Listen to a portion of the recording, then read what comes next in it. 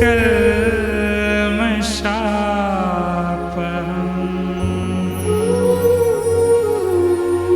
श्रवणमङ्गलम्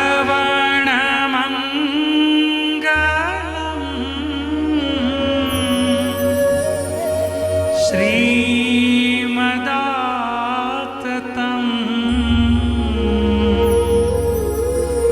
भुवि गृह्णन्ति ते भूरिदा जना।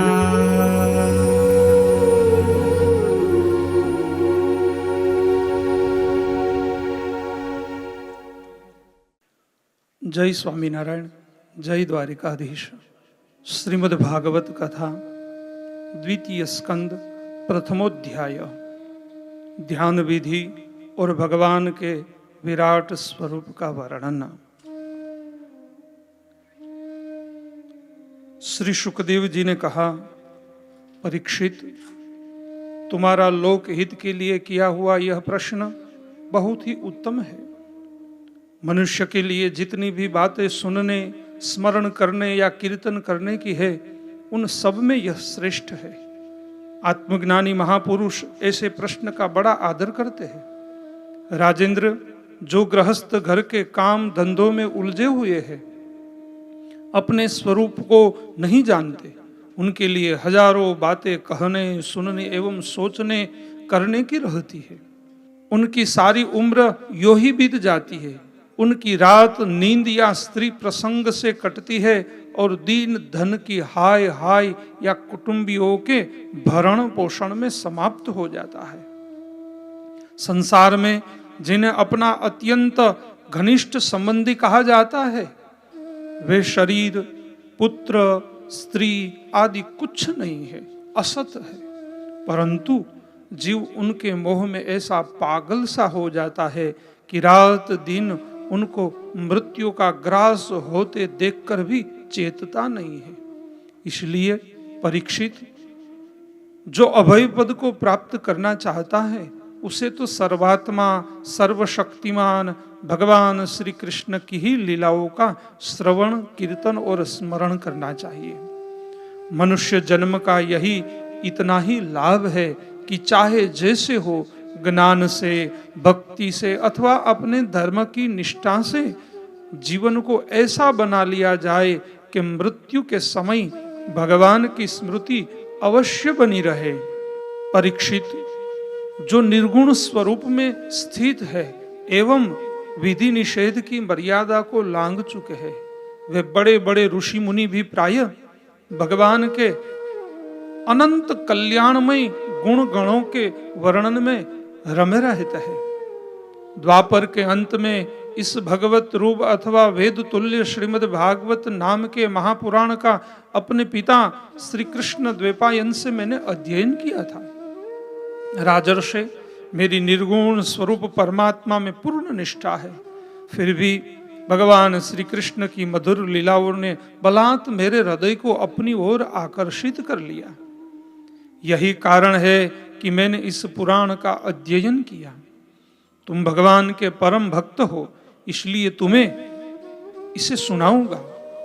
जो इसके प्रति श्रद्धा रखते हैं, उनकी शुद्ध चित्त वृत्ति भगवान श्री कृष्ण के चरणों में अनन्य प्रेम के साथ बहुत शीघ्र लग जाती है।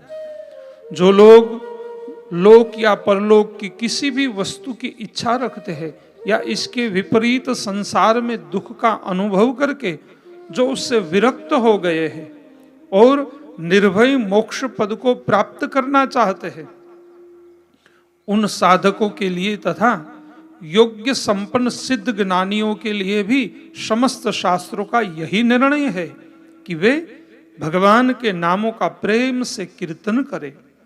अपने कल्याण साधन की ओर से असावधान रहने वाले पुरुष की वर्षों लंबी आयु भी अनजाने में ही व्यर्थ बीत जाती है।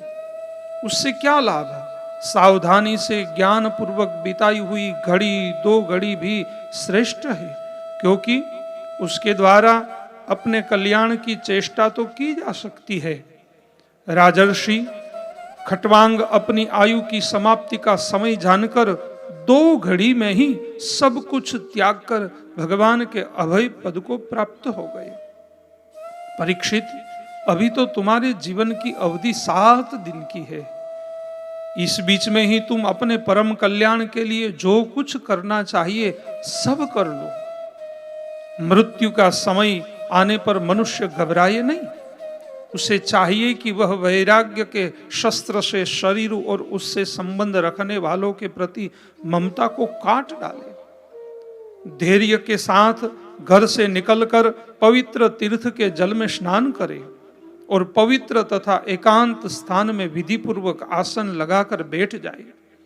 तत्पश्चात परम पवित्र ओम इन तन मात्राओं से युक्त प्रणव का मन ही मन जप करे। प्राण वायु को वश में करके मन का दमन करे और एक क्षण के लिए भी प्रणव को न भूले। बुद्धि की सहायता से मन के द्वारा इंद्रियों को उनके विषयों से हटा ले और कर्म की वासनाओं से चंचल हुए मन को विचार के द्वारा रोककर भगवान के मंगलमय रूप में लगाइए। स्थिर चित्त से भगवान के श्री विग्रह में से किसी एक अंग का ध्यान करें। इस प्रकार एक एक अंग का ध्यान करते करते विषय वासना से रहित मन को पूर्ण रूप से भगवान में ऐसा तल्लीन कर दे कि फिर और किसी विषय का चिंतन ही न हो।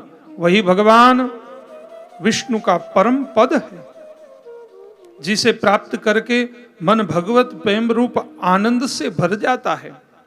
यदि भगवान का ध्यान करते समय मन रजोगुण से विक्षिप्त या तमोगुण से मूढ़ हो जाए तो घबराइए नहीं।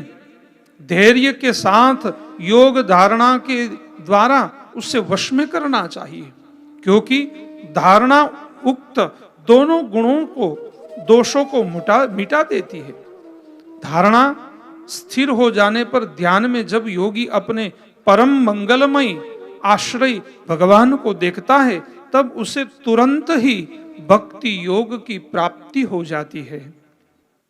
परीक्षित ने पूछा, ब्राह्मण, धारणा किस साधन से किस वस्तु में किस प्रकार की जाती है और उसका क्या स्वरूप माना गया है जो शीघ्र ही मनुष्य के मन का मेल मिटा देती है? श्री सुखदेव जी ने कहा, परीक्षित, आसन, श्वास, आसक्ति और इंद्रियों पर विजय प्राप्त करके फिर बुद्धि के द्वारा मन को भगवान के स्थूल रूप में लगाना चाहिए। यह कार्य रूप संपूर्ण विश्व जो कुछ भी था, है या होगा, सबका सब जिसमें दिख पड़ता है वही भगवान का स्थूल से स्थूल और विराट शरीर है। जल, अग्नि, वायु, आकाश, अहंकार, महत्तत्व और प्रकृति, इन 7 आवरणों से घिरे हुए इस ब्रह्मांड शरीर में जो विराट पुरुष भगवान है वही धारणा के आश्रय है, उन्हीं की धारणा की जाती है।